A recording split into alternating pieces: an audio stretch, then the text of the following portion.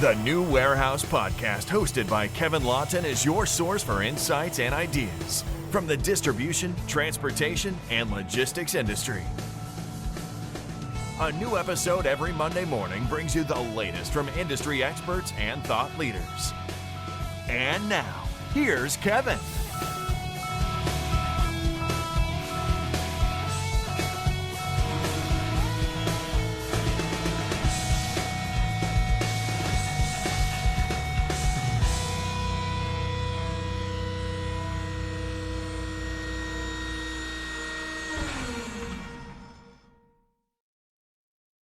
Hey, it's Kevin Lawton with the New Warehouse Podcast, bringing you a new episode today.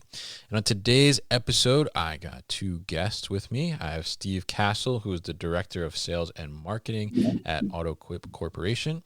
And I have Chuck Cobb, who's the VP of Sales and Marketing at PFlow. And what are we going to talk about today? We're going to talk about VRCs. And if you don't know what that stands for, well, we're going to dive into that too. And we're going to explain what those are all about. And this is part of the MHI Industry Group series that we've been working on here, and VRCs fall underneath the CSS Industry Group, and we're going to talk a little bit about that as well and what that kind of means. So let's get started here. And Chuck and Steve, welcome to the show. How are you both?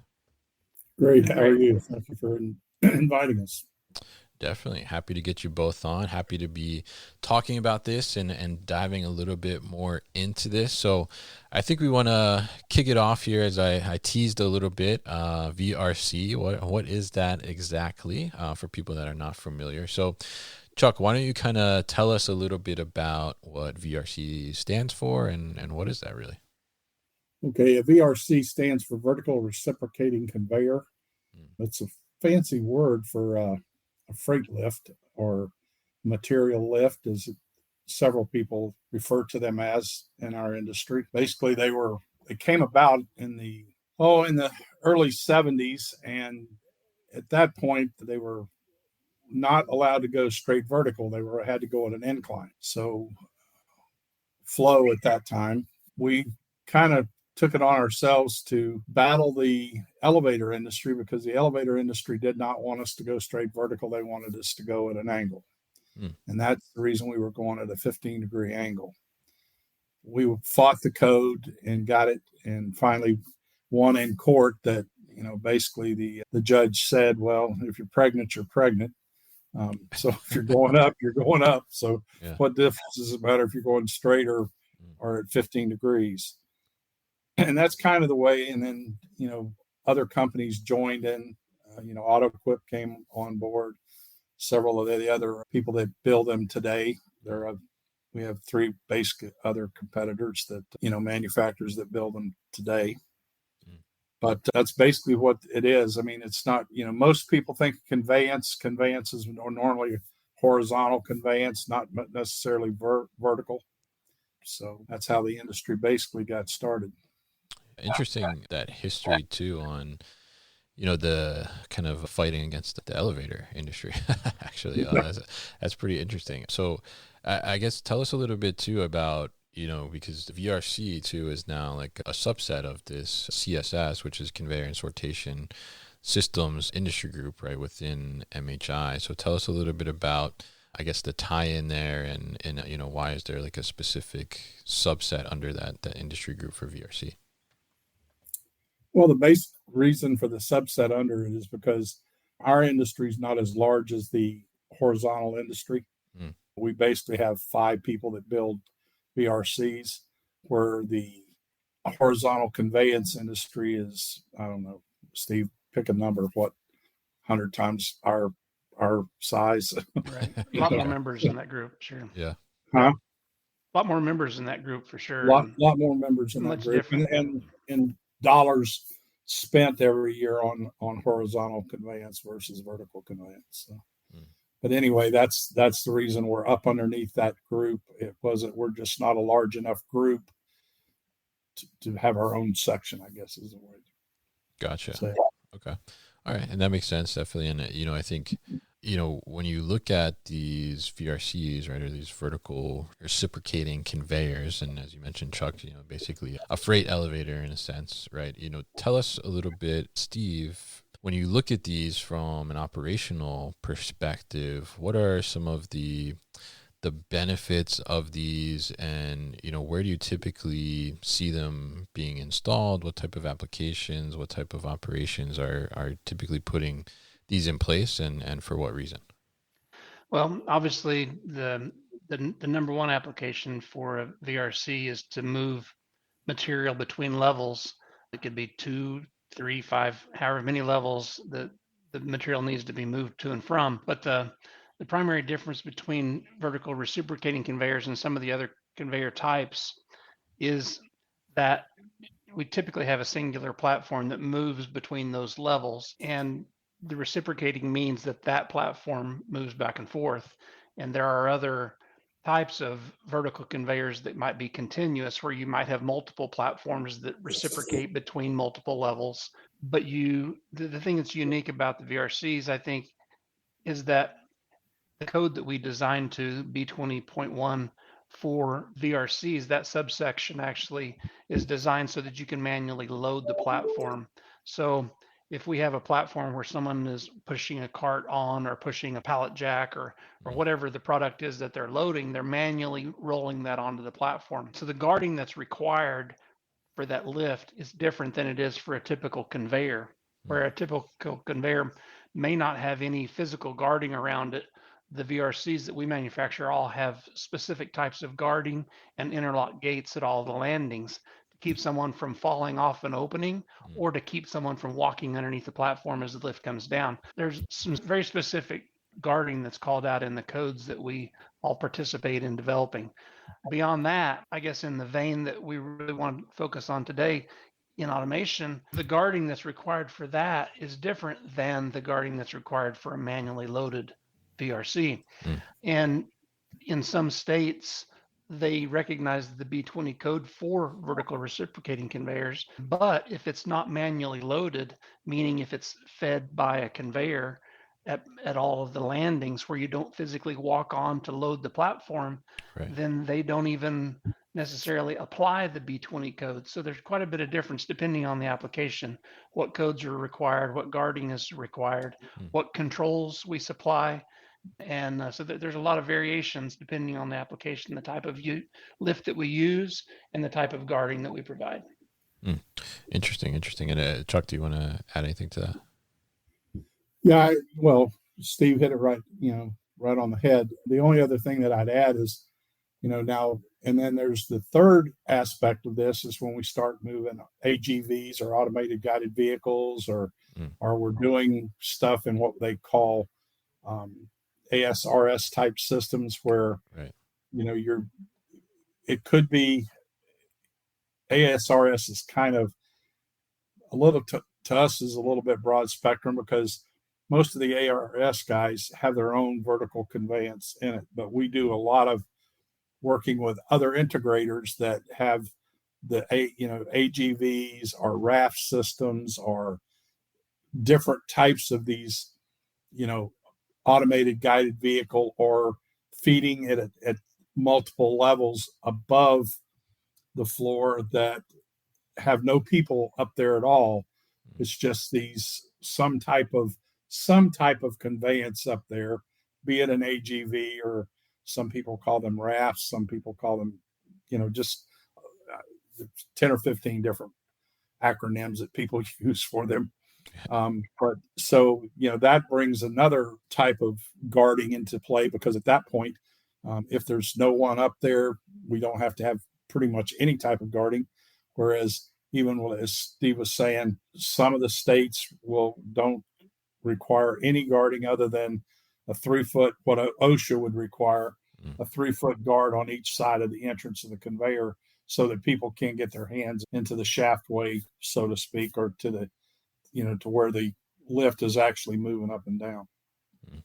Yeah, yeah, and I think that's a pretty important thing, right? We don't want to get our hands stuck in Well, there. That's for sure. Yeah, right. And I think, that's one of the things that guides kind of these standards in a sense is that safety, and it's important to note that for sure. And so, I mean, I think it's interesting because you talked about Chuck earlier. These have been around for quite some time, right? So I'm curious. I mean, approximately when do we see the shift? Because Steve, you mentioned in there that some of these lifts now they're a little different if they're going to be moving some of these AMRs or AGVs on them than if they were moving from like conveyor fed or otherwise. So tell us a little bit about kind of how that maybe changed the landscape of VRCs a little bit. How did that kind of change what they looked like, and maybe too, I mean, how did that change the potential like opportunities of things that you could do with AMRs or AGVs if you could,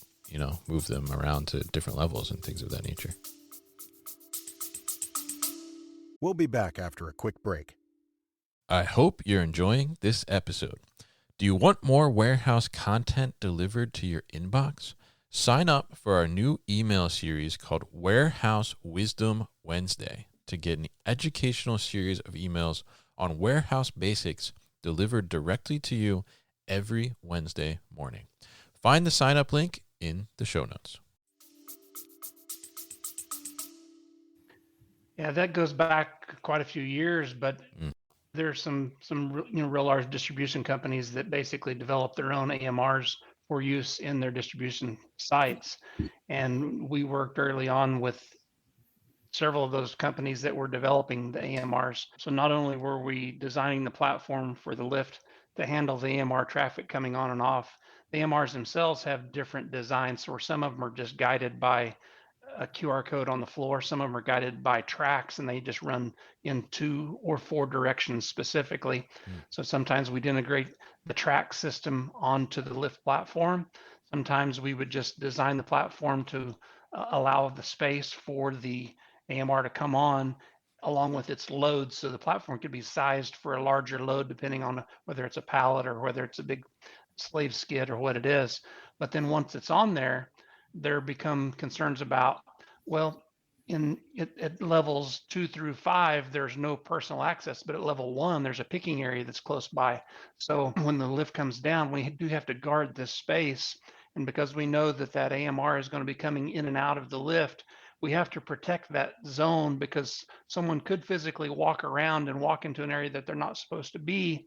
And if that occurs, then we have to bring in special controls functionality to monitor that area, either light curtains or a variety of scanners, and there are things that we can use. So if someone enters an area then they're not supposed to be, that we can stop the lift operation, and then also communicate the status of the AMRs themselves, because when we're communicating through our control system with the AMR inventory management or the warehouse management system, it's tracking the inventory, which way they're moving, and so that all the traffic of the AMRs, but we're also communicating the status of the lift. So if the lift is at level 5 and it's not being called to another level, then we're communicating to the control system, to the AMR control system, or the WMS system, or both.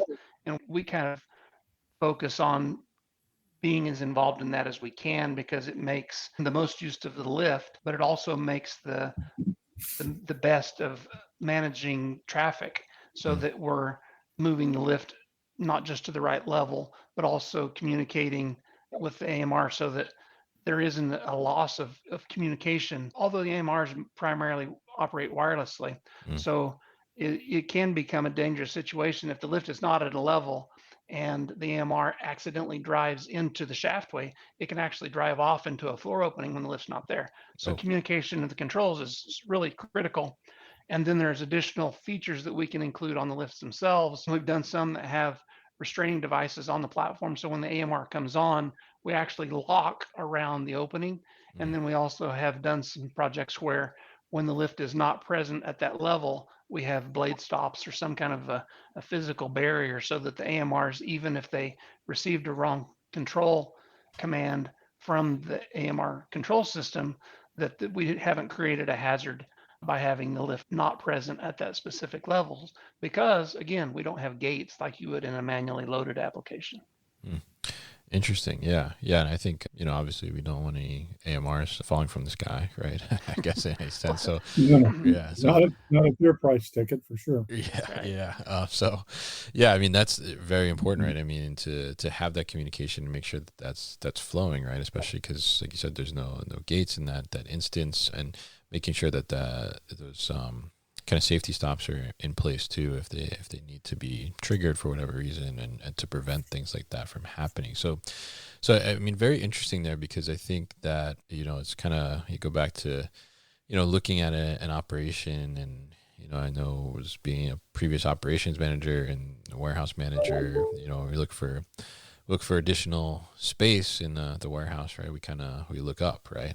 See like, what else can we do with this cube, right? And how can we take advantage of the volume we already have within the existing space, and not just remaining at one level and all these different things. So as we look at that, and maybe Chuck, you want to chime in on this one here, like, what does an operation typically look at, or what's like a trigger for them to say that, okay, we should start to look at these VRCs and try to implement them into our workflows to be able to either increase our space utilization, or do some other type of solution that makes sense to do that? Well, I think this goes, a long way. This is kind of a tough one to answer, but we get, I know Steve and I both get calls every week from people that are, from engineering staffs that are looking to maximize their space. And they, everybody looks at going vertical these days because of the cost of real estate. Yeah. And the footprint that's available, especially in the Northeast, and if you're like in out the great state of Oklahoma, where Steve's company is, real estate is vast there. So people don't, in Texas and places like that where there's a lot of land, usually don't go up as much, except for companies that are established, that are already doing high rise buildings. And when I say high rise, to us, a 5-level VRC is a pretty high rise. Not that we both haven't done much taller units. I know we both have, but both of our companies have. But it's to me, it's always about, you get that call and somebody's look what they're looking for, and then you work with them. It's not like we run out there, and even though we promote it, it's because we've already done it. And it's not like we're out there trying to sell to most of these distribution companies a new concept, because the concept's been out there, and they're all, like I said, it's more about maximizing the real estate. Yeah, I think that's the goal at the end of the day, right? Is to maximize their real estate, as you said. And I guess maybe to go a little further in there, like, what are some of the qualifying factors that an operation would need to have it make sense to start to utilize some of these VRCs, or start to implement them and put them in place? I mean, what do you think about that, Steve? Well, one of the salesman's favorite terms is "it depends," because that's all around the supply chain, I say. Yeah. Yeah, we like to have a solution for any problem, but I think a key trigger, if you will, it kind of depends on what the customer needs to do. And I've seen applications where it might not make a lot of sense to put in an automated system with conveyors or with AGVs and those types of things, just because of the quantity of inventory that they're moving. But at the same time, for a typical VRC in a manually loaded application, the things that drive cost of ownership and maintenance and downtime is a lot related to the manual interface, meaning people are manually opening and closing gates and slamming things and putting things in the wrong place. And all those things contribute to the cost of ownership for the VRC. Whereas it might not take a complex automated system to be able to eradicate or eliminate that cost. Because if you just had a single queue station where a pallet was brought to that queue station and dropped, and the VRC automatically loaded it, the operator doesn't have to stand there and wait for the lift to arrive and manually load it and push a button to send it. He basically brings the product to that queue station and drops it. It could be a forklift, it could be a mobile robot. Any of those things can use a single queue station to load the VRC. And we can, in that way, we can remove the person from the process of loading and operating the lift, which in my experience reduces the cost. Also makes it more efficient because the person isn't, standing there. In some of these buildings, we've even had to put in control timers so that you didn't have an operator at one level standing there holding the button. So when the lift arrived at another level, the gate unlocked, but before they could open the gate, the lift left and went on to another level because someone at the other level was holding the button to call it to their level. Yeah. So we can do some things with controls to kind of avoid that situation. But at the same time, a better solution would be to create a very small automated loading queue station at those levels so that the operator isn't constantly fighting over the use of the lift. So I think those types of situations are where it would definitely trigger considering a more automated approach. And it's all about volume. I mean, it's all about volume. Yeah. I think the one thing that, and Steve, you're absolutely correct, everything you said, but the one thing that, just to expand on it, is the volume that can be done by that one queue station type operation. You can handle, let's say, with no speed increases or anything, 30 pallets an hour, between a 30 to 40 pallets an hour in an automated situation, where if you were doing it manually, you might get 15. So it's, because all you're doing is bringing it, as Steve said, you're bringing it there, you're dropping it off. The guy goes and gets another one. Before he gets back, the lift's already went up, it's come back, and it's sitting there waiting on it. Yeah. Yeah. And I think that's an ideal scenario there, because you got, like you said, Steve, you get the one guy's holding it and then it's going past the other guy, right? And at all that time, somebody's waiting there, right, to have to do this load, right? So, which is just wasted time essentially, where they could be doing more work or whatever the case may be. So, yeah, I think that's a real thing. Yeah, Chuck. And then you can even expand on that. I mean, like Steve said, but most of our customers, and I think Steve would agree with me, they're going to look at 3 or 4 positions at each level where they've got a little bit of what we call a Q factor, accumulation factor. And we have many customers that'll put, have 20 zones at each level, just so they have that accumulation, so that, one shift may quit earlier and they want to have that accumulation. So during shift change or whatever, they don't have a big lag for people, and that's where, again, like I say, it's all about volume. I talk to customers all the time, and that's one of my key things is, what are you trying to accomplish? How many are you trying to get from one floor to the other? That's the big thing. And that's kind of where we go from, or I think Steve will agree with me. Once you know that volume requirement, it makes it a whole lot easier to figure out the rest of the puzzle.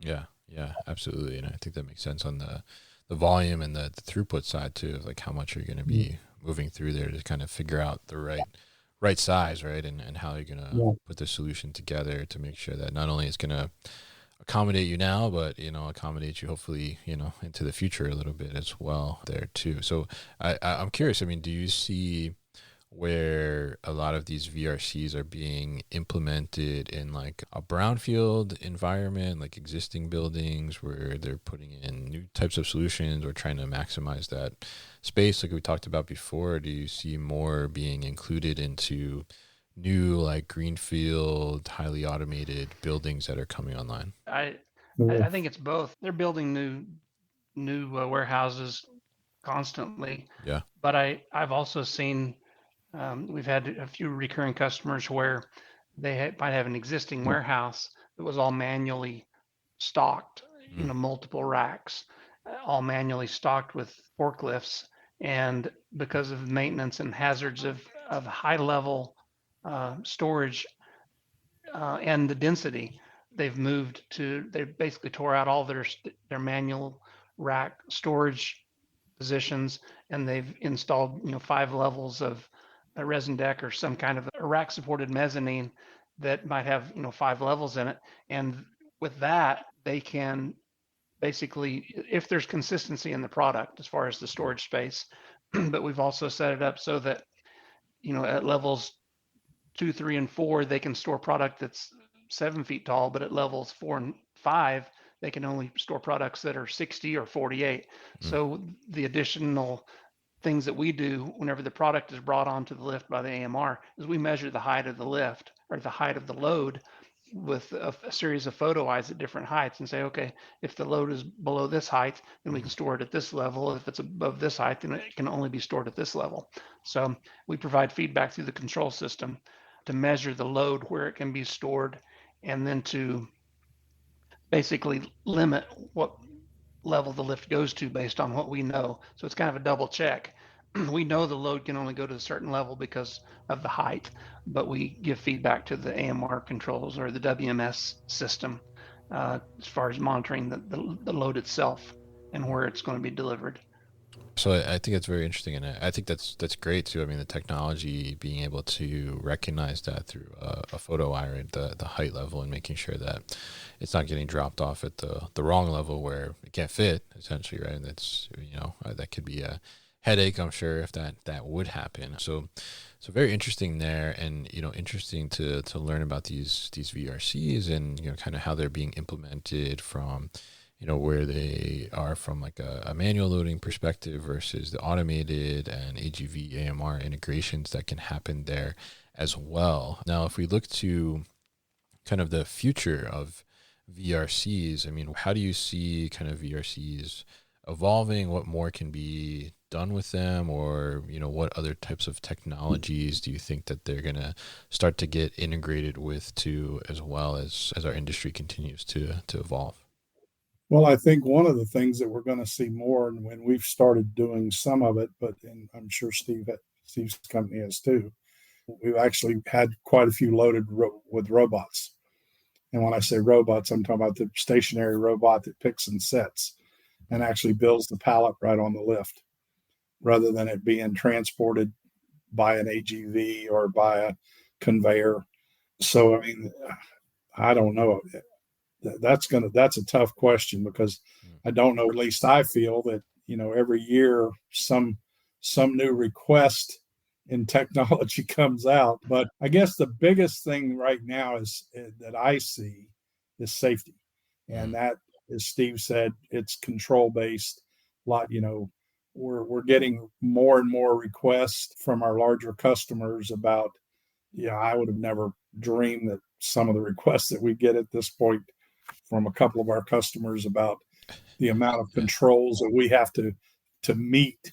And the only thing that worries me is the cost factor, but it hasn't seemed to slow it down any, because everybody is so safety conscious these days, and not that they should not be. I mean, I totally agree we need to be safe, but I mean, it's just the amount of safety that's being built into these things is a little bit overwhelming at times. So it's a constant challenge from year to year, I should say. And I think Steve could back me up on that one. It's definitely evolving, and as safety becomes more and more of a center focus. I mean, our VRC committee is reviewing some code changes right now that will, in the near future, implement a requirement for risk assessments, and it's something that a lot of customers are asking for. It's becoming more and more common, and then that's not just an understanding of the lift and what surrounds the lift in terms of hazards, but also the application. And some of that requires a lot of customer involvement in terms of the processes and the areas that they have access to the lift, and all the guarding that we talked about earlier becomes a lot more complicated. But also, whenever you do a risk assessment, it's not just having a document that you deliver. That document drives you to look at every risk that's associated with the application, and then design your controls architecture to support that. through a variety of procedures that I can't even explain in great detail, but I do know that, like Chuck said, it will affect the cost, and it will affect the complexity and the redundancy of your control circuits. And it also will affect the functionality, because no longer can you just walk up to a lift and push a button to call it to another level. Every time if it's a manually loaded lift, every time you open and close the gate, there has to be a redundancy in circuitry so that it resets the safety circuit. And that's most commonly done by hitting another push button to reset the safety circuit before you can actually operate the lift. So it affects the function. So there are a lot of things that they're trade-offs to additional safety. It may be at the cost of a little bit less convenience, but it definitely adds cost to the control system. And our controls division, OSCO Controls, which is a subsidiary of AutoQuip, they've really helped lead us through this process in a way that it's been really interesting how it's evolved over the last few years. And it's right in time, because the B20 code is changing from, it used to use the term a risk assessment should be done. Now it says it shall be done. So I think as they enforce that, and that's actually driven more by not the vertical conveyor part of the conveyor group, but more from the horizontal conveyor group.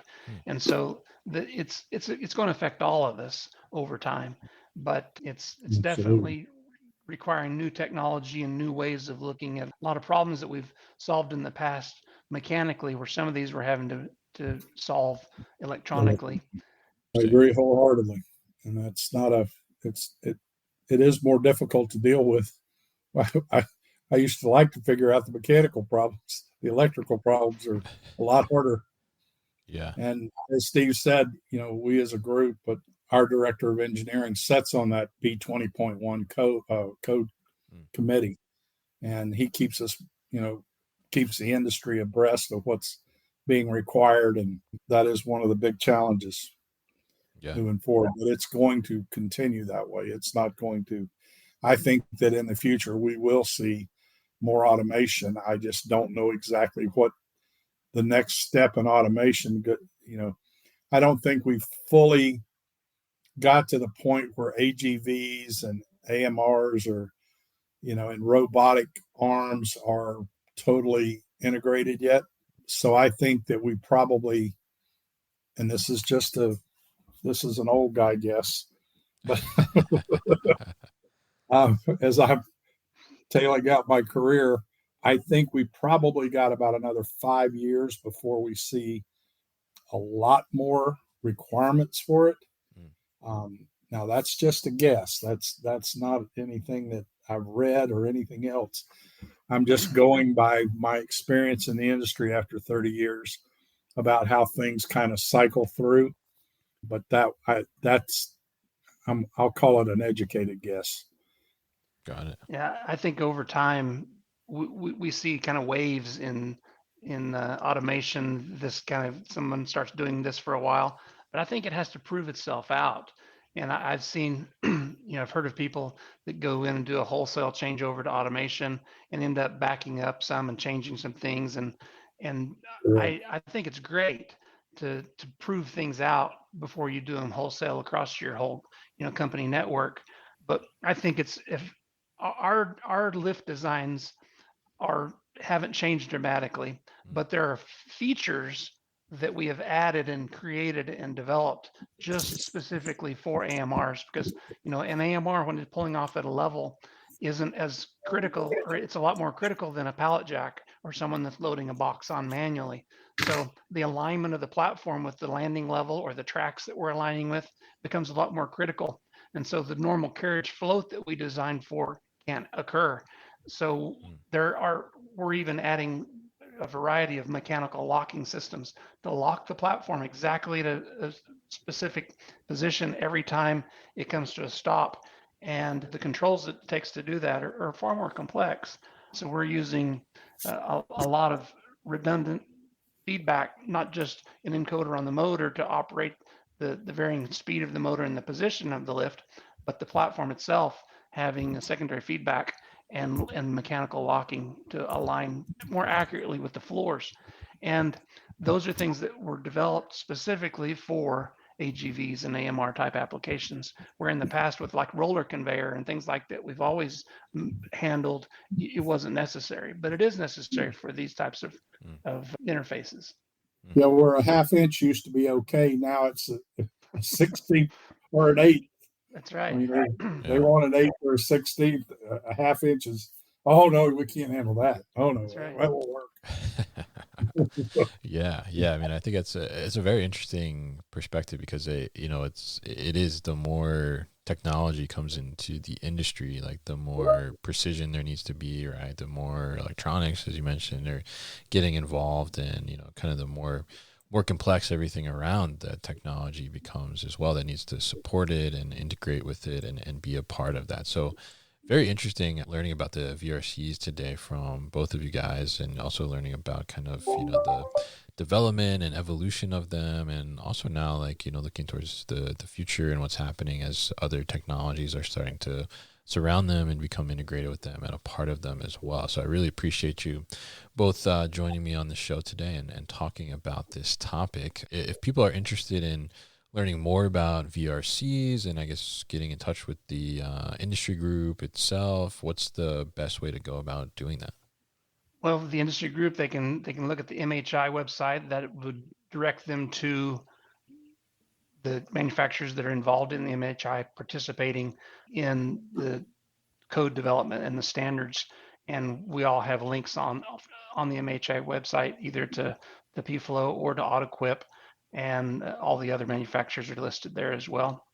And I appreciate you having us on. I'm sorry that we couldn't have held this in person in Marco Island, Florida, but obviously we had some weather-related challenges with that. But it's been a pleasure to be on the Absolutely. podcast with you. Yeah. Appreciate you both coming on. And yes, we definitely wish that we were by the beach when we were doing this, for sure. But we will definitely put all that information about VRC and where to find out more information, how to get connected with Steve and Chuck at thenewwarehouse.com, and also in the podcast show notes and video notes as well. So thank you once again, Steve and Chuck, for joining me on the show today.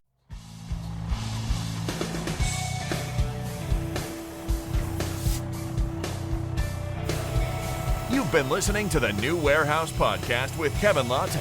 Subscribe and check us out online at thenewwarehouse.com.